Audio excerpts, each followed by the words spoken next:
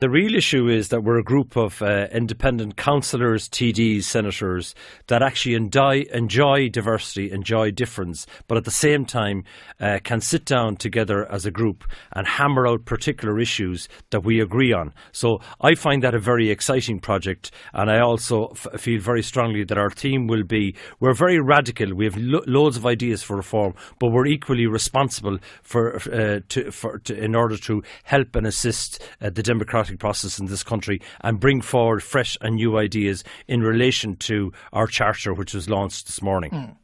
The purpose of every politician going in there is to hold power, to have responsibility so that they can return to the electorate on the promises that were made.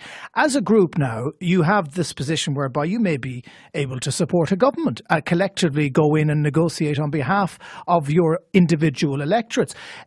Do you want in government? Well, absolutely. Everybody who enters politics has to have the vision and has to have the ambition of being in government. So that's why we're different from a lot of other parties and other candidates. So that's the first thing. The second thing I'd say, Jonathan, is that we're prepared to sit down and negotiate with people. But first of all, we have to get elected. We have 20 excellent candidates running around the country. And our objective would be, of course, to get every one of them elected. But realistically, between 10 and 15, if we could manage to get them over the line in the next general election, then we could use that as a power broker to negotiate issues. For example, in our charter, I have strong sections there in section 5 and section 9, which deals about equality, deals about health and education, and also then in section 9 deals strongly with disability. So I would love to see some of the policies that I have brought to my colleagues implemented. So we're prepared to talk to people, and let's hope we get enough numbers. And first of all, we individually, we have to get over the line. So we're still very much independent. I know you have to be elected first, and that's the same as everybody else is running for election. But it sounds to me in that circumstance that you're just trying to get in so that you might affect your individual policies. I mean, you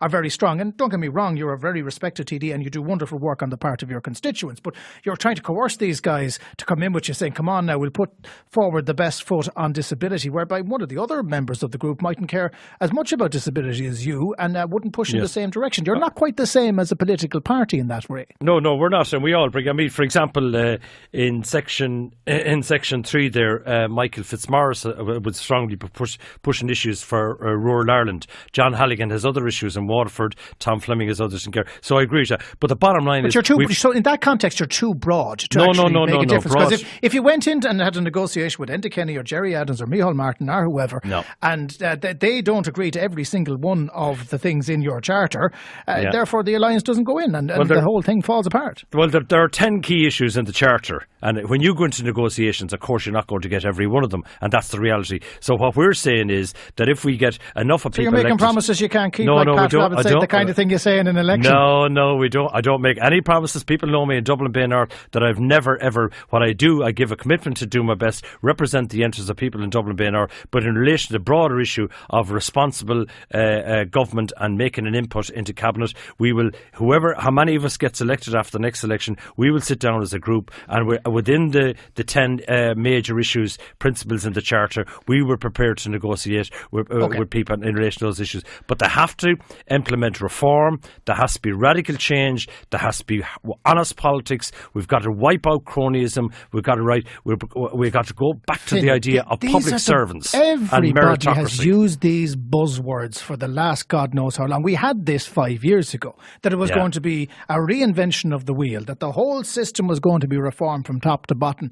Lo and behold, the same buzzwords are being wheeled out now. And if we're relying on a group of 20 independents from different political backgrounds, each with their own pork belly products that they want to get done, sure, they're not going to achieve anything either. Yeah, but we've a strong national vision together, and that's strongly. Sure, if you read in the charter, vision. But then within the charter, then we have specific areas that we want to push and bring along and prepare to and sit down to talk to the government. But the bottom line is, we're still independents, Jonathan. That's the important thing. And what we say to people: do you want a candidate in your constituency who represents a political party, or do you want an independent who represents a community? And that would be our strong message, because community policy. That's the same kind of parish pump stuff. No, we don't do parish. Very little service to the Irish people. Of course, you have a statutory duty right to look after your own individual constituents and needs. But the bottom line is, we're also putting forward in this charter a national national vision for the country to do something about cronyism, educational disadvantage, disability, reform of the health service.